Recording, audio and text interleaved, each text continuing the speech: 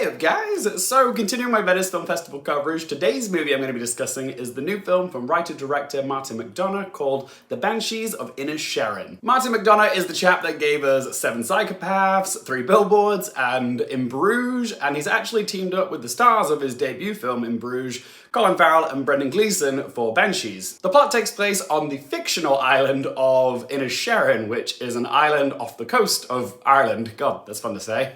Let's start at the beginning, shall we? The plot kicks off when dairy farmer Podrick, who's played by Colin Farrell, goes to see his best friend in the whole wide world, fiddle player Colm, who's played by Brendan Gleeson, for their daily pub date / man chat, but Podrick is thrown into a tailspin when Colm announces that he no longer wishes for them to be friends. Podrick is blindsided by this sudden desire to terminate their friendship. He figures he must have done something to piss him off, so he tries to mend the fence, but Colm is adamant that if Podrick doesn't leave him alone, he's going to start chopping off his own fingers until he gets the message. And that's all I'm going to say about the plot. It's a lover's quarrel, but with a friendship.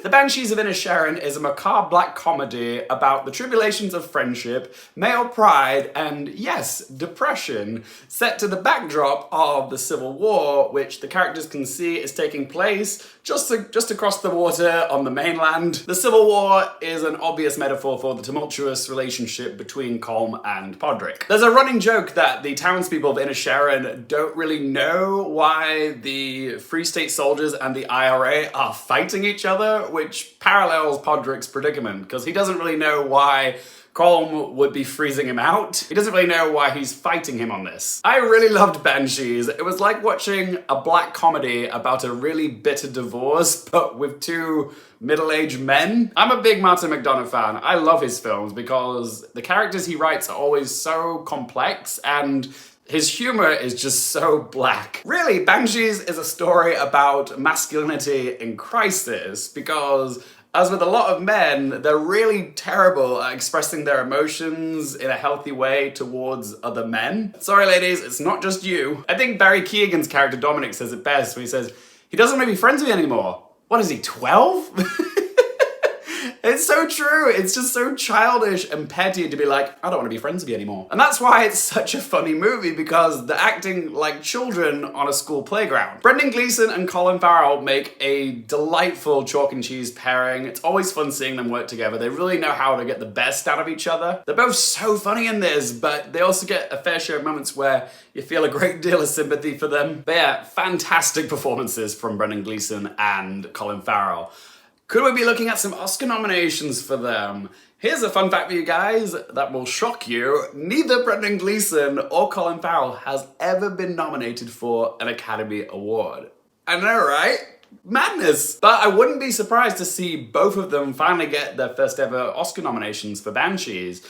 Martin McDonagh's previous film, 3 Billboards, secured a trifecta of acting nominations and actually went on to win 2 for Frances McDormand and Sam Rockwell. Whether they go for leading or supporting remains to be seen. They're both technically leading characters, but they do support each other in the same way that the 3 leading characters from The Favourite supported each other. But like 3 Billboards, we could be looking at 3 acting Oscar nominations for this film, because honestly, Kery Condon, in my opinion, was the MVP of this film. She plays Podrick's fierce, bookwormy sister, Siobhan. She is so good in this. It's a performance of incredible emotional flexibility. Like, she can pendulum from exasperated to kind and nurturing in a beat. It's a stellar performance from Kery Condon because she marries comedy and drama together so effortlessly.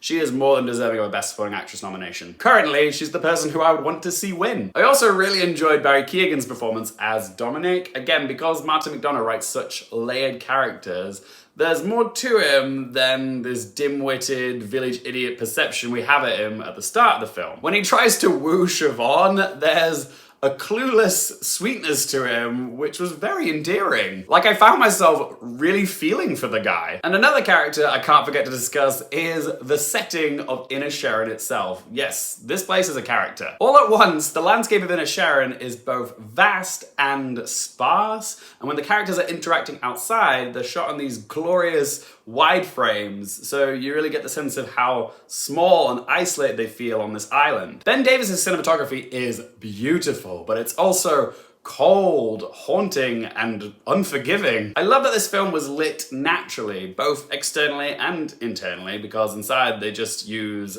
candles and gas lanterns to light the scene. But yes, it's very crisp cinematography, and I think, yep, it's also worthy of a nomination. I also really appreciated the folkish score from Carter Burwell, because it really adds to the whole melancholy atmosphere of the film. Not sure I'll be nominated, but I did enjoy the music. As for other potential Oscar nominations, I can definitely see Martin McDonagh getting a nomination for Best Original Screenplay. As for his direction, I don't see it happening, just because the Academy tends to see Martin McDonagh as a writer and not a director. It happened back in 2018 again. He didn't get a nomination for 3 Billboards, but again, like I said in my Bones and All review for Luca Guadagnino, that was a stacked year for directing, so someone had to miss the cut, and sadly McDonagh did.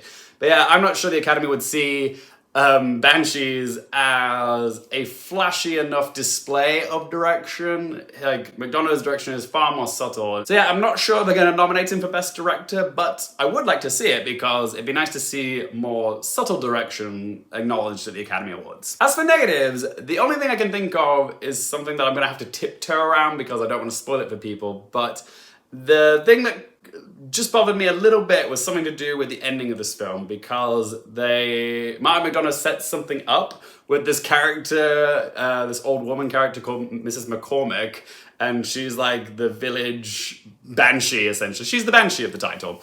And she kind of prophesizes that 2 characters might die soon, and because of that, expectations are set, and when the finale comes, because of what she said, it kind of takes any impact out of what can happen in the finale. Yeah, having that written in stone kind of deflated a little bit the impact of the finale for me. But other than that, I still found this movie flipping fantastic. So I was asked them 3 questions. Firstly, would I watch this again? Absolutely. Like, all of Martin McDonagh's work, it's always fun to revisit his stories. Like, I will definitely be coming back to Banshees for the characters and the very funny moments. And yes, Banshees is a film that I will buy a copy of and add to my collection. Question 2, do I recommend it for you guys? I recommend The Banshees of Inisherin to anybody that appreciates the dark sensibilities of Martin McDonagh's previous work. I don't want to spoil any of the funniest bits for you, but there were 3 times in my screening